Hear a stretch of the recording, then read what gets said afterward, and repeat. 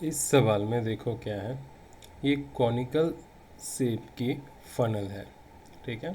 और ये पार्टिकल है जो इसमें घूमेगी। क्यों घूमेगी? क्योंकि ये जो फनल है इसको रोटेट कर रहे हैं। तो जब ये पार्टिकल घूमेगी तो मैक्सिमम इसकी वेलोसिटी कितनी हो सकती है? 2 मीटर पर second, correct. Semi vertical angle, यानी ये जो वर्टिकल लाइन दिख रही है यानी axis of the funnel, okay, और एक लैटरल सरफेस के बीच में जो एंगल बन रही है उसी को हम बोलते हैं सेमी वर्टिकल एंगल। उसकी वैल्यू दी हुई है 37 डिग्री, ओके। जी हमें यूज करना है 10 मीटर पर सेकेंड। तो हम यहाँ पे सारे फोर्स को काउंट करेंगे और उस फोर्स को बैलेंस कर लेंगे, हमारा आंसर आ जाएगा, ओके। तो देखो, मान लो ये पार्टिकल इस सर्कुलर हॉरिजॉन्टल सर्कुलर पाथ में घूम रही है। तो बिकॉज ये पार्टिकल सर्कुलर पाथ में घूमेगी, है ना, फनल के घूमने की वजह से, तो इसके ऊपर एक सेंट्रीपिटल फोर्स लगेगा, है ना, एक फोर्स जो इसको सेंटर की तरफ अट्रैक्ट करेगा, ओके। अब यहाँ पे नॉर्मल रिएक्शंस भी लगेगा, और थोड़ा सा मैं डिटेल से समझाने के लिए फैला के ड्रॉ कर रहा हूँ। मान लो यहाँ पार्टिकल है, ये घूम रही है ना, तो एक तो फोर्स सेंटर की तरफ लगेगी, है ना। अभी यहाँ ये वॉल है ना, तो ये वॉल इसके ऊपर नॉर्मल रिएक्शंस लगाएगा इस डायरेक्शंस में, और इस नॉर्मल रिएक्शंस के दो कंपोनेंट होंगे, एक वर्टिकल कंपोनेंट होगा, दूसरा हॉरिजॉन्टल कंपोनेंट होगा, है ना। तो यहाँ ये बात आपको ध्यान में रखनी है, नॉर्मल रिएक्शंस के कितने कंपोनेंट होंगे? दो, एक वर्टिकल कंपोनेंट होगा, दूसरा हॉरिजॉन्टल कंपोनेंट होगा। तो इसके भी दो होंगे, देखो, एक वर्टिकल कंपोनेंट होगा इधर, और एक हॉरिजॉन्टल जो कि सेंटर की तरफ जा रही है, ओके। और नॉर्मल रिएक्शंस की डायरेक्शंस ये होंगी, ये है नॉर्मल रिएक्शंस। mg फोर्स नीचे की तरफ यहाँ लगेगी, किधर लगेगी? नीचे की तरफ। इस पार्टिकल की मास m है तो नीचे की तरफ फोर्स लगेगी। अब ये जो वर्टिकल कंपोनेंट है NV, है ना, वो बैलेंस करेगी mg को, NV जो है वो बैलेंस करेगी mg को। और जो हॉरिजॉन्टल कंपोनेंट है ये n, वो मास टाइम एक्सेलरेशन होगा। कौन सा एक्सेलरेशन? सेंट्रीपिटल एक्सेलरेशन, यानी v²/r। ये दो इक्वेशंस बनेंगे। अब NV के बारे में सोचना, वर्टिकल कंपोनेंट को एंगल के बारे में सोचना है, ठीक है। तो देखो, यहाँ ये लाइन क्या है? वर्टिकल लाइन, और ये भी लाइन क्या है? वर्टिकल लाइन, है ना। ये एंगल थीटा है, तो ये एंगल क्या हो जाएगी? थीटा। क्यों? ऑल्टरनेट इंटीरियर है ना। अब ये थीटा है तो ये क्या हो जाएगी? देखो, वर्टिकली ऑपोजिट एंगल है, ये भी क्या हो जाएगी? थीटा। समझ में आ रहा? ये देखो थीटा है तो ये भी क्या हो गई? थीटा। एक सेकेंड, इसको मैं थोड़ा आगे बढ़ा के दिखा दूँ। ये तो ये जो एंगल होगी ये होगी 90 माइनस थीटा, और ये अगेन क्या हो जाएगी? थीटा। तो इस तरफ हॉरिजॉन्टल की तरफ जो फोर्स है वो क्या होगा? n cos theta. n horizontal क्या हो जाएगा? n cos theta. और n वर्टिकल क्या हो जाएगा?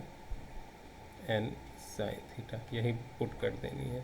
वर्टिकल की जगह हम क्या डालेंगे यहाँ पे? n sin theta equal to mg। Horizontal की जगह क्या डालेंगे? n cos theta equal to mv²/r। दोनों को डिवाइड करेंगे तो tan थीटा इक्वल टू क्या आ जाएगी? g/v²/r, okay. तो जो v की वैल्यू गिवन है, टेन थीटा की वैल्यू गिवन है, g की वैल्यू गिवन है, तो r की वैल्यू मिल जाएगी। तो यहाँ से हो जाएगा V square by R equal to G by tan theta, है ना। फिर हम रेसिप्रोकेट करेंगे तो r by V square equal to tan theta by G, तो r हो जाएगी tan theta by G times V square, है ना। तो वेलोसिटी जब आप मैक्सिमम लोगे तो रेडियस भी क्या होगी, मैक्सिमम, यानी ये बाहर निकल जाएगी। तो आर मैक्स के लिए क्या हो जाएगा, यही formula tan theta by G V max square. Okay, अब टेन थीटा साइन 37 कितनी है, देखो यहाँ पे ये 37 डिग्री है। 0.6 का मतलब होता है 6/10 यानी 3/5, तो ये हो जाएगी 3, ये हो जाएगी 5, तो ये हो गई 4, तो टेन 37 हो जाएगी 3/4। तो टेन थीटा की जगह ला लेंगे 3/4, जी हमारी 10 है, वी मैक्स कितनी है, देखो 2 है, तो 2 का स्क्वायर करेंगे, तो ये 4 और ये 4 कैंसिल, तो जो हमारा आर आया है वो 0.3 मीटर आया। तो मैक्सिमम रेडियस जो हमें आ गई है वो कितनी आ गई है, 0.3 मीटर, है ना। Calculate the inner radius of the brim of the funnel, मिल गई, ये कितनी हो जाएगी 0.3 मीटर। अब is there any limit upon the frequency of rotations, upper का तो कोई लिमिट नहीं होगा ना, जितनी ज़्यादा तेज़ी से घुमाओगे उतनी ही क्या होगी, कम सेकेंड में कंप्लीट कर देगी, है ना। यानी जितने स्पीड से आप घुमाओगे उतनी ही ज़्यादा क्या हो जाएगी, उसकी फ्रीक्वेंसी होगी, करेक्ट।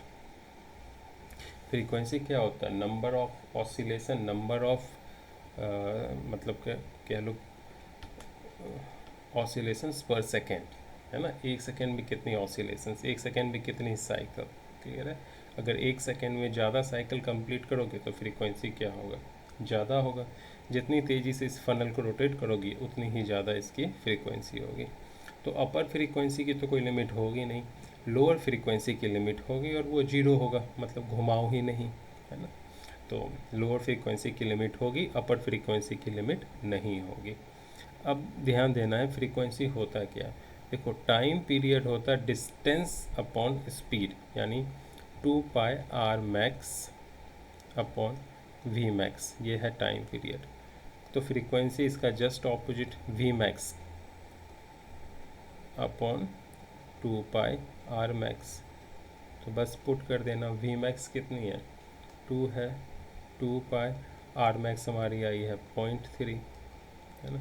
ये टू कैंसिल हो गई, तो 1/पाई इंटू 0.3, पॉइंट निकाल लो ऊपर 10 हो जाएगा, तो 10/3 पाई, यही हो जाएगी तुम्हारी फ्रीक्वेंसी, यानी रेवोल्यूशंस पर सेकेंड।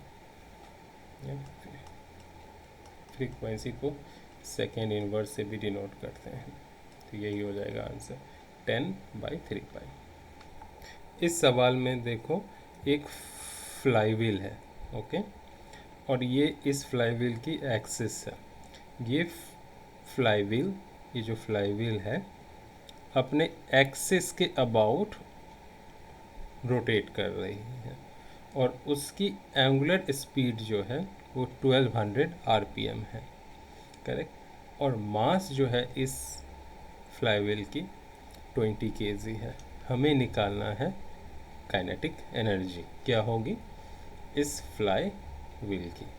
तो काइनेटिक एनर्जी के लिए फॉर्मूला, ये कौन सी काइनेटिक एनर्जी है, रोटेशनल काइनेटिक एनर्जी के लिए फॉर्मूला होता है half I omega square.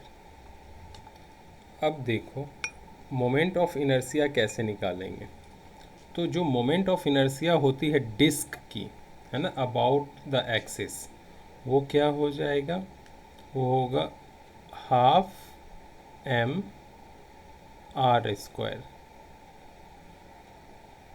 Okay. R यहाँ रेडियस होती है, तो डायमीटर जो गिवन है वो कितनी गिवन है, 50 सेंटीमीटर। तो रेडियस जो हो जाएगी वो कितनी हो जाएगी, 25 सेंटीमीटर, यानी कि 0.25 मीटर। ओके, तो यहाँ मास की वैल्यू यहाँ से उठा के डाल दोगे, रेडियस ये ले लोगे तो मोमेंट ऑफ इनर्शिया मिल जाएगी। इसी मोमेंट ऑफ इनर्शिया को यहाँ पुट कर देना है। ओके, और ये जो एंगुलर स्पीड है इसको रेडियन पर सेकेंड में कन्वर्ट करना है। तो देखो 1200 रेवोल्यूशंस पर मिनट है, तो इसको रेडियन पर सेकेंड में कन्वर्ट करने के लिए 2π/60 से मल्टीप्लाई करते हैं। तो ओमेगा किस में कन्वर्ट हो गई, इतनी रेडियन पर सेकेंड। तो 100 से 60 से ये 20 टाइम्स में जाएगी, तो ये क्या हो गई, 40 पाई। करेक्ट, रेडियन पर सेकेंड। अब ये वैल्यू यहाँ डालोगे, यहाँ जो निकाला था वो यहाँ डालोगे, उतनी जूल तुम्हारी आंसर हो जाएगी। अब इसी में सेकेंड पार्ट सवाल जो है वो क्या कह रहा है उसको समझते हैं। कलर चेंज करके, एक सेकेंड, पर्पल ले लिया। तो सेकेंड कह रहा है कि एक ऐसी लाइन है जो इस फ्लाईव्हील के प्लेन से जो पास कर रही है, टेंजेंट है, मतलब कुछ इस तरह से प्लेन से पास कर रही है। ओके, ये प्लेन और उसके सेंटर से पास कर रही, तो इसके टेंजेंट क्या हो गई, ये हो गई। ओके, तो इस एक्सिस के अबाउट मोमेंट ऑफ इनर्शिया क्या होता है, mi=mr²/4। करेक्ट, तो इस एक्सिस के अबाउट क्या होगा, पैरेलल एक्सिस थ्योरम लगाएंगे। इन दोनों के बीच की डिस्टेंस कितनी है, r। तो पैरेलल एक्सिस थ्योरम की वजह से इस एक्सिस के अबाउट जो मोमेंट ऑफ इनर्शिया होगी वो हो जाएगी mr²/4। इस एक्सिस के अबाउट जो थी वो प्लस मास इंटू दोनों एक्सिस के बीच की डिस्टेंस। तो यहाँ पे आपको ये हो जाएगा 5/4 mr²। मास आप ले लोगे यहाँ से और रेडियस ले लोगे यहाँ से।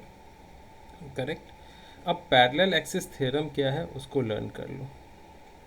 समझो अगर सेंटर ऑफ मास से एक लाइन पास कर रही है और इसके about moment of inertia I0 है, और एक एक्सिस जो इस लाइन के पैरेलल है और दोनों के बीच में डिस्टेंस x है, तो इस एक्सिस के अबाउट जो मोमेंट ऑफ इनर्शिया होगी वो पहली वाली सेंटर ऑफ मास से पास करने वाली प्लस मास इंटू दोनों के बीच जो डिस्टेंस है उसका स्क्वायर।